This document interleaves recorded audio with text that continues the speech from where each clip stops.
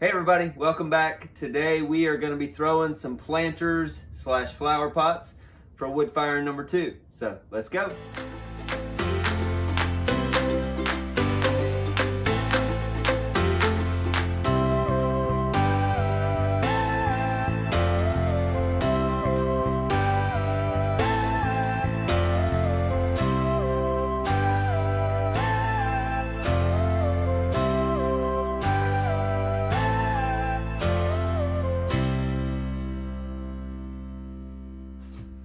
Hey everybody, we are going to focus on two different kinds of or styles of planters. One is going to be one where you make the tray separate, and the other one is going to be where you make a tray attached to the bottom of the flower pot or the planter. And so I'm just going to make one of each, at least that's the plan for the video. And I've already made close to a dozen planters already, and I just thought I would bring you guys here and let you see part of the process of what we're doing for the wood kiln. And if these two go fairly quickly, then we'll do some additional footage of either more planters or maybe doing some decoration on the ones that I have made, handles and whatnot. These are going to be 6 pounds, and I've got 2 3-pound clay balls. If you've been here for any length of time, you've seen me do this a bunch of times, where I take center 3 pounds and then throw another 3 on top of it and center that. Makes the process for me a whole lot easier to center 6 pounds of clay. This clay's, I stiffened it up a little bit from the way it came out of the bag, and then pugged it so that it would be a little bit more firm. So the first one I'm going to make is just a really wide, short planter that does not have the tray attached. So these are kind of like a really, for me, the ones I'm making right now are like a really large bowl, just with a really thick rim on them. One of the things you can do in a wood kiln that's really neat is you can actually take 2 planters and take them with the wads that we put either on the bottom of the pot or whatever, the wad clay that we use, and you can take 2 planters and actually put them rim to rim with those wads separating the 2 planters, and you can fire 2 like that, or you can put them bottom to bottom, wad the rim of the base of the bottom one, and then wad the bottom, and then put another one up here. And that's a really neat way. And then you get the markings from those wads on the rim of the planter, which to me looks really neat. So all I'm doing there is putting the hole in the bottom, as you would in a planter that's going to have a separate tray in the bottom. And the bottom on this is probably only about 6 inches wide right now on the inside, because I'm going to pull this up and make the top probably a good 13 inches wide or so. But when I'm pulling this, I'm gonna leave a lot of extra clay at the top, just because number one, it looks better in a planter. It'll help keep it more round, not get distorted in the wood kiln. And also, if you want to, if I do take some of these and I put them rim to rim in the wood kiln, then you need that good thick rim there, place to put the wads on the rim of the piece.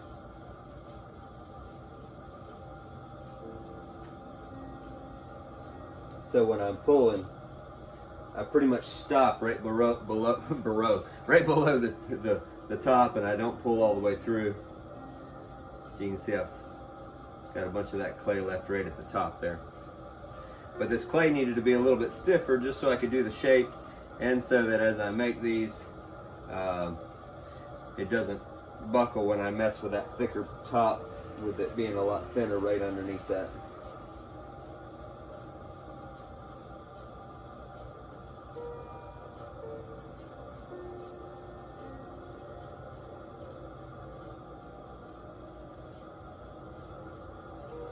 Alright, I'm going to do one more good pull here, and then we'll start shaping.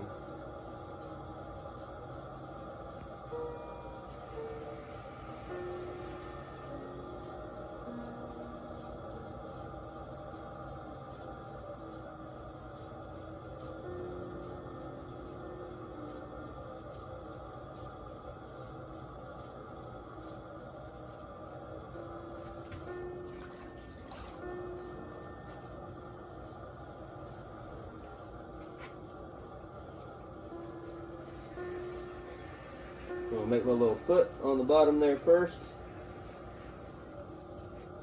So it's a lot like a bowl, like I said. And then clean off the bat around the bottom.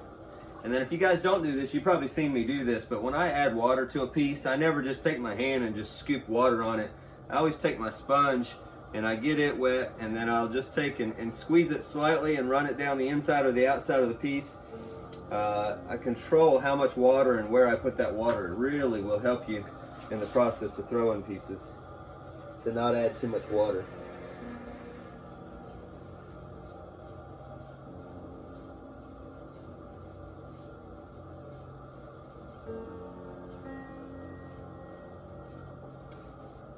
Normally what I do in making these also is I made some earlier where I measured the width, and every one after that I measured the width of to make sure that I could make them all about the same height, same width. Height doesn't really matter as much as the width, so that you can put them rim to rim. But if they don't match up rim to rim, you can, like I said, I could always put the rim of this one as the bottom, and then put the two bottoms together. And then the one on top is standing upright and the one on the bottom is upside down.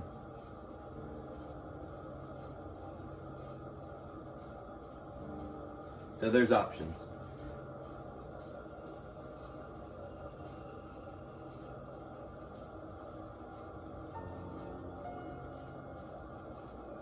Like I said, I will add some slip decoration and some handles and stuff to the outside of some of these, maybe even embed some glass into them that will melt and run. But for now, I'm just doing some basic forms.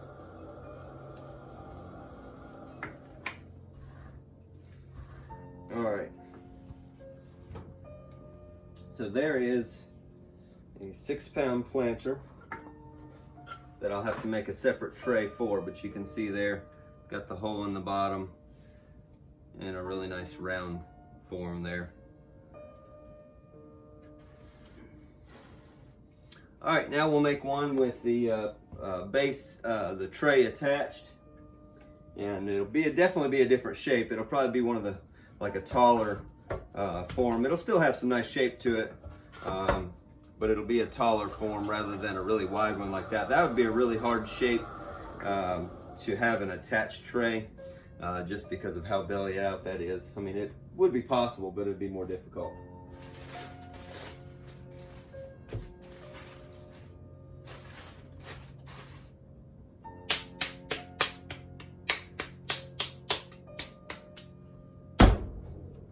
And when I get ready to make the tray on the bottom, I'll change angles a little bit so you can see a little bit better about what's happening.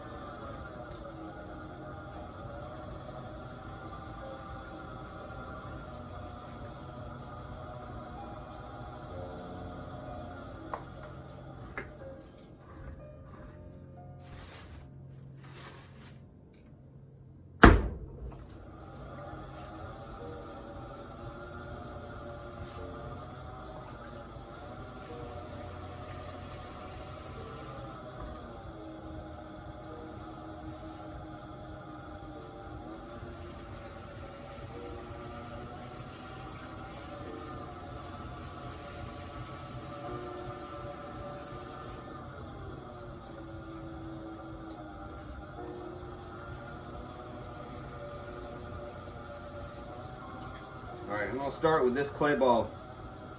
Not as wide as far as after it's centered. You can see it's a little bit taller, but that's because I need to change how I'm gonna make the bottom here.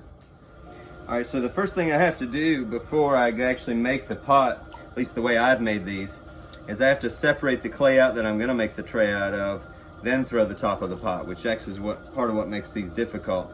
So I'm gonna do that by, you can see I've already got a little spot there. I'm gonna start by pushing in at just above the base of the pot there, mainly using my thumbs here to kind of separate some of that clay down there, and then I'm going to push down and flatten some of that out.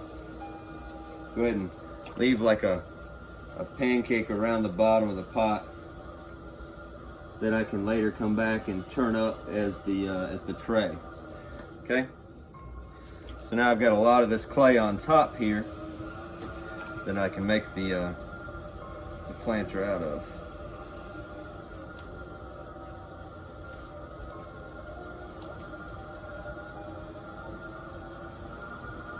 Of course, tricky here to get the thickness of the bottom right, because it's got to do it in a lot smaller hole, and the depth perception is a little bit different because you've got the clay there that's sitting there for the tray. So of course, you guys know, if you make pots, you can check the thickness of the bottom with a needle tool. I don't often do that, but this might be a good time to use that technique.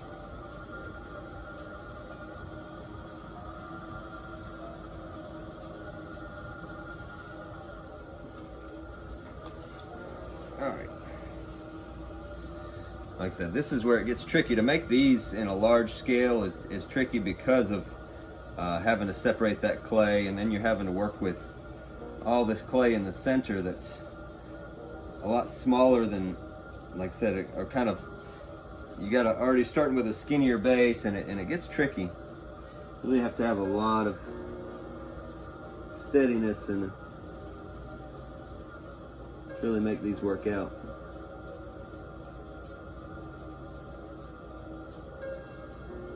I found it's a lot harder with the attached tray to get a really nice shape, because most of my pieces I like to have a little bit smaller bottom on, and if you're going to make a smaller base with the attached tray, it's even trickier, because you're like pulling at the base of this, but you got the clay underneath it still, and it's just a little tricky.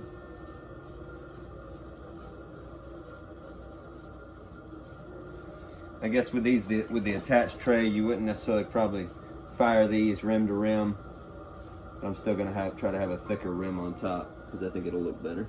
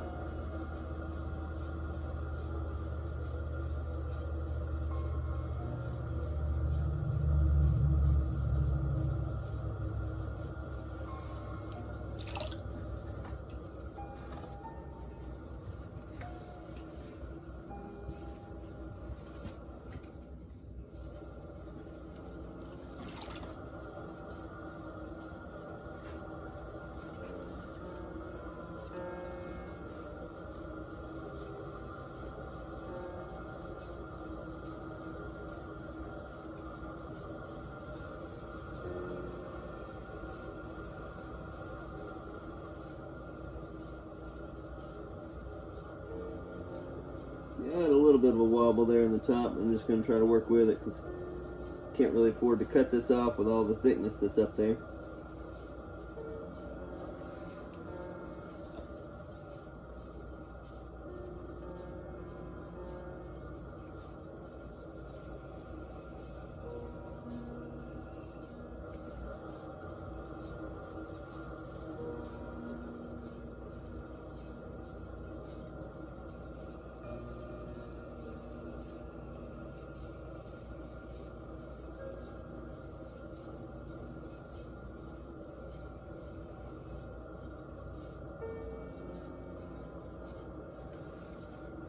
Alright, so one of the things you have to do with making these with an attached tray, or at least you have to put a hole, of course, going from the base of this into the inside, if not maybe 2 holes, but at least 1 hole.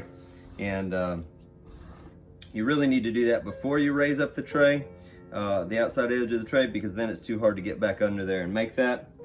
So normally what I do is I just take my finger right at the base here and I push it in, and on the inside I rip off that extra clay that comes through. So you can see, I'll just push right through right at the base.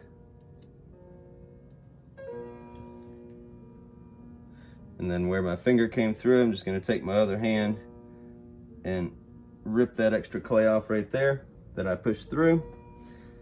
And then usually come back and smooth that hole around so it's not sharp. And there you go. Now you got a hole that exits at the bottom of this out into the tray that we're getting ready to make. All right, now for the tray. I've got this flat clay. Oh, I got a hair somewhere. I felt it. No, maybe it came off. All right, so now what I'm gonna do for this tray is take the, no, the hair is right there in the clay. I knew I felt it. And it's a long hair too, that's not mine. Either my wife or my daughter. Just reminding me that I got girls in my life, right? I guess unless you're a boy and you have long hair, so which I don't. So shout out to John the Potter. I'm sure that happens to him all the time. All right. So what I'm gonna do is take my rib and push up underneath this clay that's here, supported on the top side with this hand, and just raise that up. So first I'm just gonna add a little bit of water to that so my hand will glide on the inside, and then I'm gonna, like I said, push up underneath that with my rib.